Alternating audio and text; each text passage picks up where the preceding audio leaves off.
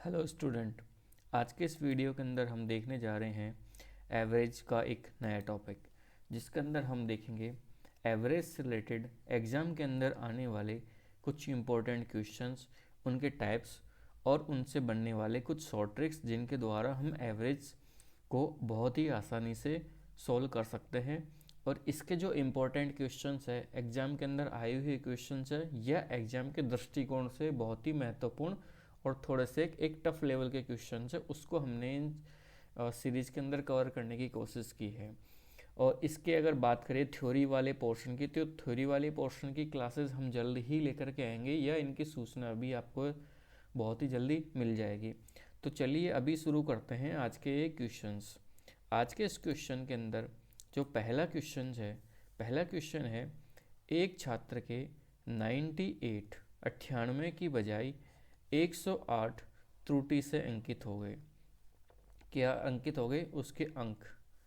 इस त्रुटि के कारण कक्षा के औसत अंक 1/5 बढ़ गया। तो बताइए छात्रों की कुल संख्या कितनी थी। मान लेते हैं कि छात्रों की टोटल संख्या थी x थी। अब हुआ क्या? हुआ यह है कि जैसे कि मान लो कि उनकी संख्या थी x और टोटल अंक थे, मान लो कुछ भी मान लेते हैं, यहाँ पे टोटल अंक है t और छात्रों की संख्या थी x, उनका एवरेज था कुल मिलाकर के a। अब क्या हुआ कि जो अंक थे उनमें से 98 की बजाय 108 अंक अंकित हो गए। तो यानी कि 98 तो हट गए हैं और 108 जुड़ गए हैं। और जो उनकी क्या नाम से संख्या थी वो कितनी थी? टोटल मिलाकर के x बराबर में एवरेज में क्या हुआ? एवरेज में 1/5 की बढ़ोतरी हो गई। देखो इसे अगर थोड़ा सा सोल्व करें तो इसमें पूछा क्या है, इसने छात्रों की कुल संख्या, और छात्रों की कुल संख्या अपन ने कितनी मानी है? x मानी है। देखो t/x माइनस यहाँ पे क्या है 98। इसे एक बार ऐसे कैसे रहने देते हैं। देखो 108 में से 98 गया, कितना आ जाएगा? यहाँ पे अपना आ जाएगा 10 अपॉन में x। यहाँ पे ये प्लस का है तो प्लस का साइन बराबर में a प्लस में 1/5। अब देखो इसकी वैल्यू किसके बराबर है? इसकी वैल्यू बराबर में है a की। तो a से a कैंसिल हो जाएगा, यानी कि कट जाएगा। तो 10/x बराबर में कितना है? 1/5। यानी कि x की जो वैल्यू है वो कितनी हो जाएगी? 10 गुणा 5 के बराबर, यानी कि कितनी हो जाएगी? 50। यानी कि स्टूडेंट की जो संख्या है वो कितनी आ जाएगी? 50। तो अपना ऑप्शन कौन सा हो जाएगा? ऑप्शन नंबर सी इसका करेक्ट आंसर हो जाएगा। अब देखो इसे करते हैं एक शॉर्ट ट्रिक्स के द्वारा सोल्व। पहले क्या था, कुछ छात्र थे, अब वहाँ पे क्या हुआ कि 98 की बजाय यहाँ पर अंकित हो गया कितना? 108। तो अंकित कितना हुआ है ज़्यादा? 10 का। तो देखो 10 अंकित हुआ है ज़्यादा, तो 10 अंकित जो ज़्यादा हुआ है वह किसी स्टूडेंट के संख्या जिनकी x थी उनके एवरेज के अंदर कितना परिवर्तन किया है इसने? 1/5। तो यानी कि जो 1/5 जो अंतर आया है वह किसकी वजह से आया है? वह केवल इस 10 अंक की वजह से आया है। यानी कि जो 10 का जो एवरेज बनेगा वो बराबर में होगा 1/5 के। तो यहाँ से x की वैल्यू निकाल सकते हैं। x बराबर में कितना हो जाएगा? ये वैल्यू इधर एक साइड गुना हो जाएगी, तो 10 × 5 हो जाएगा, कितना हो जाएगा? 50 हो जाएगा। तो हमें ये जो कैलकुलेशन है ये करने की ज़रूरत ही नहीं थी, हम डायरेक्टली इक्वेशन के द्वारा या अपने बेसिक कंसेप्ट से इस क्वेश्चन को सोल्व कर सकते हैं। चलिए बढ़ते हैं हमारे अगले क्वेश्चन की तरफ। जो अगला क्वेश्चन है वो क्या बोल रहा है? अगला क्वेश्चन बोल रहा है एक विद्यालय में 25 अध्यापक थे, उनकी औसत आयु थी 30 वर्ष। उसी समय एक अध्यापक जो कि सेवानिवृत्त हो गया और उसकी आयु थी कितनी? 60 वर्ष। अब आगे क्या बोल रहा है कि एक नए अध्यापक की नियुक्ति उसके स्थान पर की गई। अब अध्यापकों की जो औसत आयु है वो 1 वर्ष कम हो गई, तो नए अध्यापक की औसत आयु क्या थी।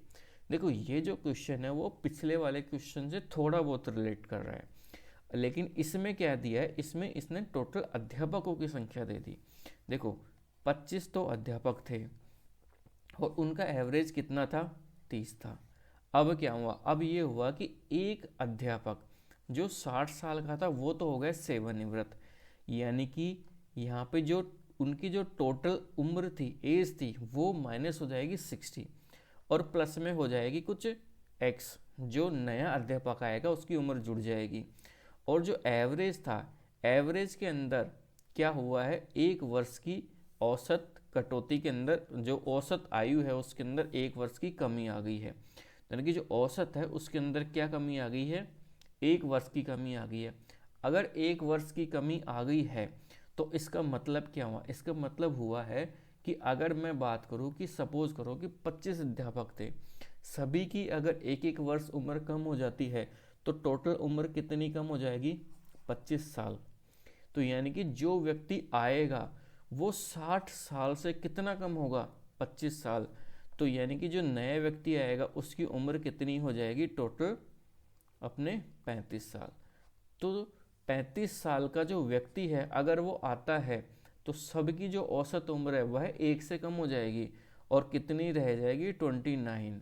तो यहाँ पर यही देखना है हमें कि डिफरेंस कितना आया है और उसकी टोटल के ऊपर जो अध्यापक है या संख्या है उनके ऊपर इम्पैक्ट कितना पड़ रहा है, वो कैलकुलेट करने के बाद में जो भी यहाँ पे रिमेनिंग वैल्यू थी उसके अंदर घटाने के बाद में अपना सीधा आंसर हो जाएगा।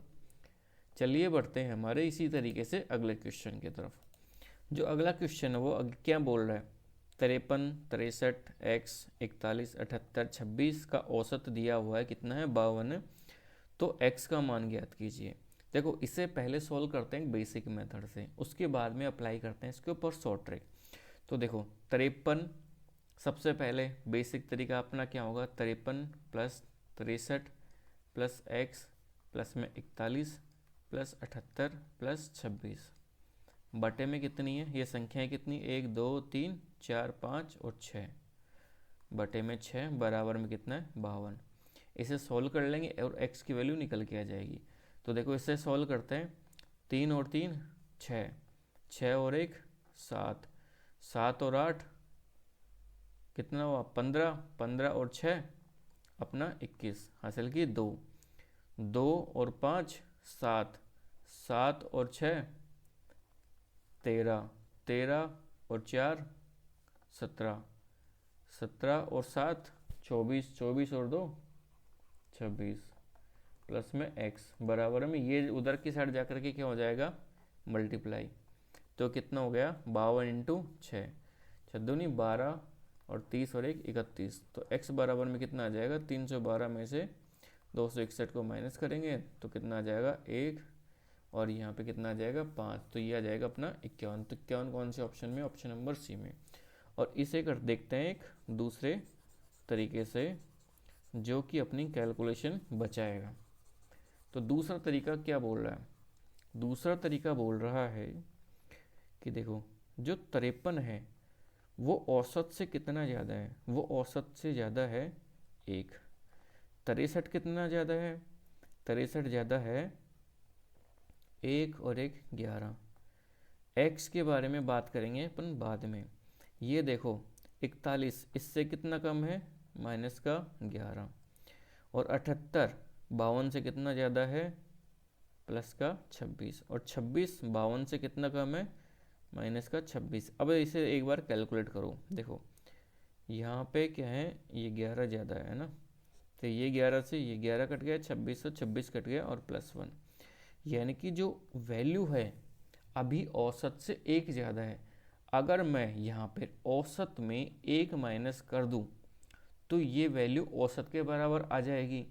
तो यहाँ पे अपने को क्या काम करना है कि जो औसत वैल्यू है उसमें से सीधा सीधा 1 कम कर देना है, अगर इसे औसत 52 बनाना है तो औसत क्या है अपना 52, उसमें से 1 घटा देंगे तो 1 घटाने पर कितना आ जाएगा 51। तो अपना बिना किसी कैलकुलेशन के डायरेक्टली इसका आंसर निकल के आ जाएगा। चलिए बढ़ते हैं इसी तरीके से अगले क्वेश्चन की तरफ। लेकिन ध्यान रखना ये जो चीज़ें हैं ना ये तब करनी है अपने को जब वैल्यूज के अंदर ज़्यादा डिफरेंस ना हो या फिर वैल्यूज अपने छोटी हो। कई बार क्या होता है कि संख्याएं बड़ी लेंथी आती है और उसके अंदर कैलकुलेशन करना थोड़ा सा मुश्किल होता है, तो कोशिश करना उस टाइम पर बेसिक मेथड से ही चलिए। चलिए देखते हैं हमारा अगला क्वेश्चन। अगला क्वेश्चन क्या बोल रहा है? अगला क्वेश्चन बोल रहा है 3 संख्याओं का औसत है कितना है? 7 है। और पहली जो 2 संख्याएं हैं उनका औसत है 4 है। तो तीसरी संख्या क्या है? चलिए पहले देखते हैं इसे बेसिक मेथड से। बेसिक मेथड में क्या बोल रहा है कि 3 संख्याओं का औसत है 7, यानी कि जो टोटल ऑफ 3 संख्याएं हैं डिवाइड बाय में 3 है, वो कितना है? 7। तो टोटल ऑफ 3 कितना हो जाएगा? 7 या 21। और 2 संख्याएं हैं, पहली जो 2 संख्याएं उनका औसत कितना है? 4 है। यानी कि टोटल ऑफ 2 डिवाइड बाय में 2 वो कितना है? 4 है। तो यानी कि टोटल ऑफ 2 कितना हो जाएगा अपने? 4 दूनी 8। तो यानी कि जो थर्ड है वो संख्या कितनी हो जाएगी? इसमें से इसको घटा देंगे तो 21 में से 8 को घटा देंगे तो ये वैल्यू कितनी निकल करके आ जाएगी? ये वैल्यू निकल करके आ जाएगी अपना 13। तो इसका करेक्ट आंसर क्या हो जाएगा? 13। ये है अपना पहला बेसिक मेथड। दूसरा मेथड अपना क्या बोलता है? दूसरा मेथड बोलता है कि आपको इतनी कैलकुलेशन भी करने की ज़रूरत नहीं है। आपको सीधा सा क्या काम करना है कि पहले ये देखना है, देखो औसत कितना है? 7 है। जो 2 संख्याएं हैं उनका औसत है 4 है। तो यह औसत से कितना कम है? औसत से कम है यह 3। लेकिन 2 संख्याओं पर कितना कम हो जाएगा? इंटू 2, यानी कि -6। तो यानी कि तीसरी संख्या औसत से 6 अधिक होनी चाहिए, तब जाकर के ये औसत 7 बना पाएंगे। तो यानी कि तीसरी संख्या निकालने के लिए +6 करना पड़ेगा एवरेज के अंदर, और एवरेज कितना है? 7। तो 6 और 7 कितना हो जाएगा? 13। तो अपना डायरेक्टली आंसर क्या आ जाएगा? 13। चलिए बढ़ते हैं हमारे अगले क्वेश्चन की तरफ। देखो ये जो क्वेश्चन है इसके अंदर संख्याएं थोड़ी सी कॉम्प्लिकेटेड है।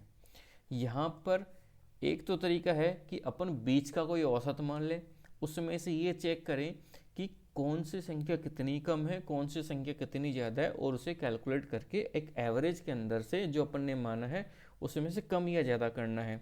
दूसरा तरीका क्या है? दूसरा तरीका है यहाँ पे आप बेसिक मेथड ये करो, इम्पोज करो। तो बेसिक मेथड अगर आप यहाँ पे लगाओगे तो आप थोड़ी सी कैलकुलेशंस से आप बच सकते हो। अब देखो यहाँ पे अगर बेसिक कैलकुलेशंस अगर अपन लगाते हैं तो सारी संख्याओं को पहले तो जोड़ देते हैं, और उसके बाद में ये कि संख्याएं कितने? 1 2 3 4 5 6 7 और 8, और डिवाइड बाई में कर देंगे कितना? 8 से।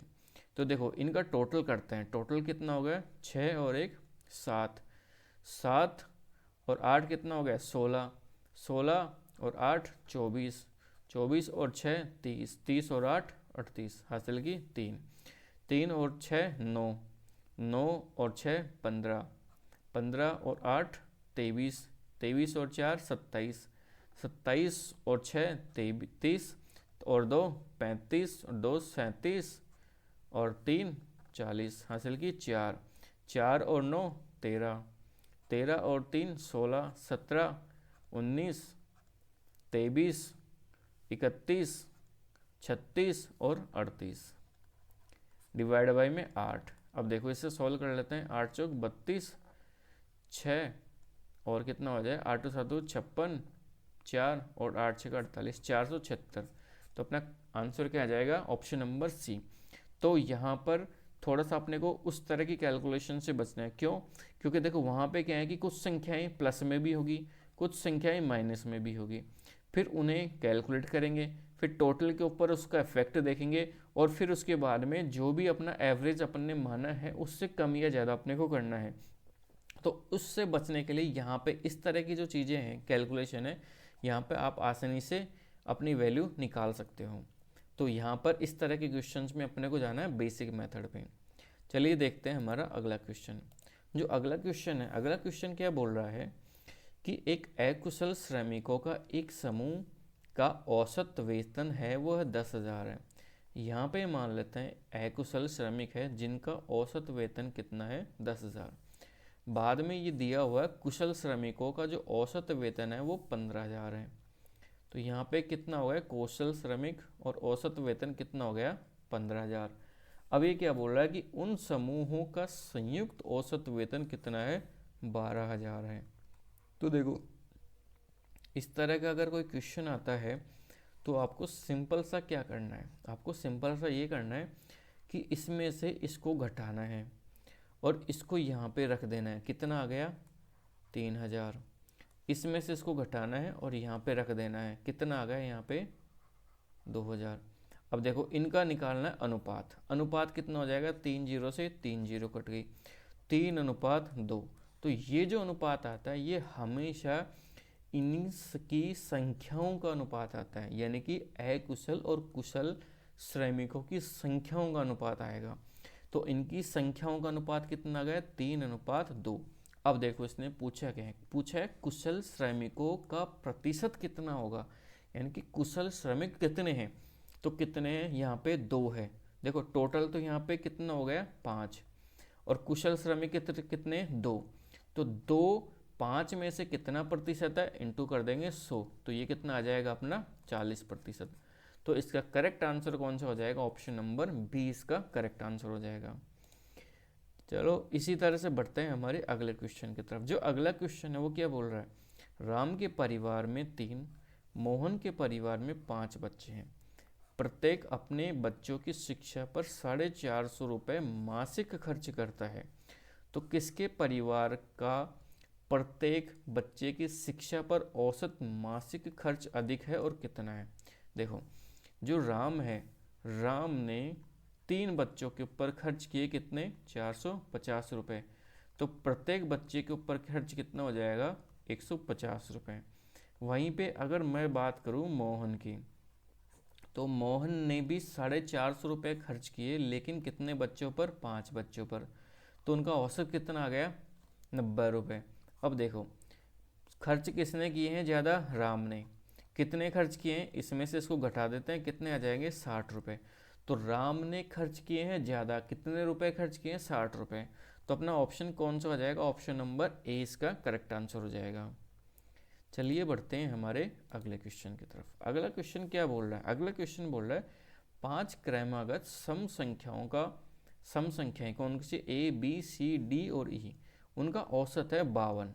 तो देखो यहाँ पे ध्यान रखने वाली बात यह है कि क्रमागत संख्याएं चाहे सम संख्या हो या विषम संख्या हो, हमेशा जो उनका औसत आता है वह, अगर मान लो उनकी संख्याएं विषम है जैसे कि ए बी सी डी और ई, अगर ये संख्याएं विषम है तो बीच वाली संख्या ही हमेशा इसका औसत रहेंगी।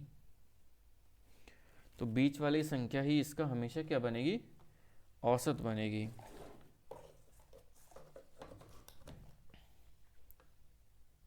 ठीक है। अब देखो यहाँ पे क्या है, बीच वाली संख्या यहाँ पे औसत इन्होंने कितना दिया हुआ है 52। तो औसत कितना बन जाएगा यहाँ पे, औसत बन जाएगा अपना 52।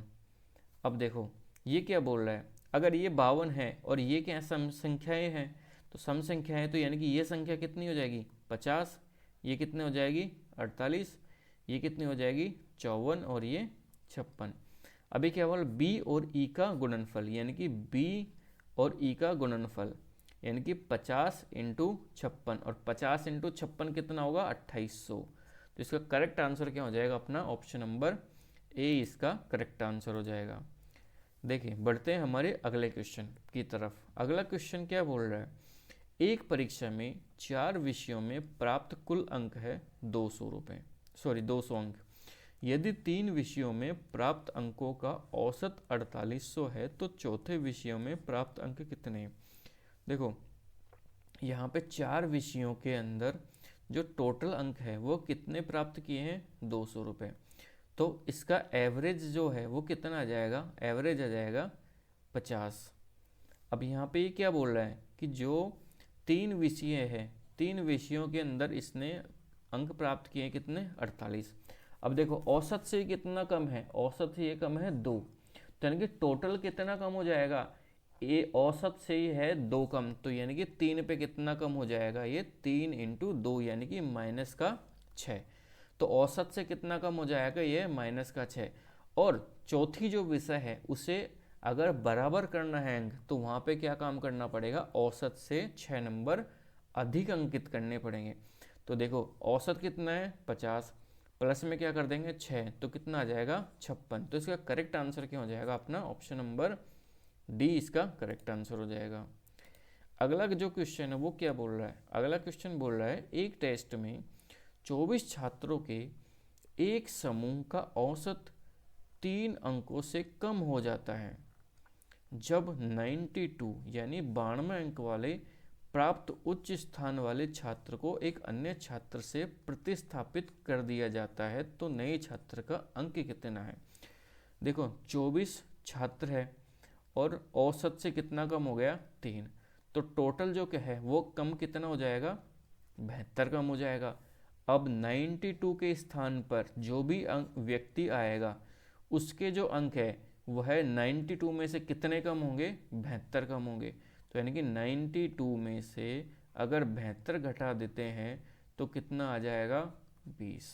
तो यानी कि जो भी व्यक्ति, जो नया छात्र आएगा उसके अंक कितने आएंगे, 20 नंबर आ जाएंगे। तो अपना ऑप्शन नंबर 20 का करेक्ट आंसर हो जाएगा। तो आज का यह वीडियो उम्मीद करते हैं आपको पसंद आया होगा। और बात करें अगर इसके बेसिक कंसेप्ट की या इनकी थ्योरी की, तो देखो थ्योरी के लिए इसके लिए अलग से क्लासेस आ रही है और बहुत ही जल्दी आपको वो क्लासेस देखने को मिल जाएगी। तो वो कौन सी होगी, अपनी थ्योरी क्लासेस होंगी। और इस वाली सीरीज को हम डिस्टर्ब करना नहीं चाहते हैं, तो इस वजह से इसके अंदर से केवल जो क्वेश्चंस हैं उन्हीं को ले रहे हैं और कोशिश ये कर रहे हैं कि अपनी जो कैलकुलेशंस जितनी कम हो सकती है उतनी कम कैलकुलेशन के अंदर क्वेश्चंस को सोल्व करने की कोशिश कर रहे हैं। दोस्तों 2026 आ रहा है, ये जो 2026 चल रहा है इसके अंदर जो वैकेंसियाँ हैं वह बहुत सारी वैकेंसियाँ आ रही है। तो कोशिश ये करो कि किसी न किसी वैकेंसी के अंदर जिसके अंदर आपने अपना टारगेट बनाया हुआ है उसके अंदर आप अपना सिलेक्शन लेने की पूरी कोशिश करो। क्योंकि ध्यान रखना, कभी भी जो टाइम एक बार निकल जाता है, जैसे आपने किसी एग्ज़ाम की तैयारी की और वो एग्ज़ाम निकल गए, तो उसके बाद में क्या होता है कि उस वैकेंसी को दोबारा आने में कई साल लग जाते हैं। तो अगर आपको साल बचाना है और अपना कैरियर बनाना है तो अभी से आपको जी जान से जुट जाना पड़ेगा। क्योंकि आने वाले टाइम के अंदर देखो एक एलडीसी की एक अच्छी खासी वैकेंसी आने वाली है और वनपाल की वैकेंसी का डिक्लेरेशन हो ही गया है। इसके अलावा मैं बात करूँ जैसे कि बीसीआई या सीनियर इंस्ट्रक्टर की जो वैकेंसी है वो आने वाली है। और इसके अलावा अभी जैसे कि नर्सिंग स्टाफ है उसकी भी वैकेंसी वगैरह आ गई है। तो इस तरह से बहुत सारी वैकेंसी वगैरह आ गई है। महिला सुपरवाइज़र उसका अनाउंसमेंट हो गया है। तो जो भी आपकी जो टारगेट है आप उसके अंदर जुट जाइए और अपना सिलेक्शन अपना निश्चित कीजिए। तो चलिए आज की इस वीडियो को यहीं पे वाइंड अप करते हैं। आपका वीडियो देखने के लिए बहुत बहुत धन्यवाद। जय हिंद, जय भारत।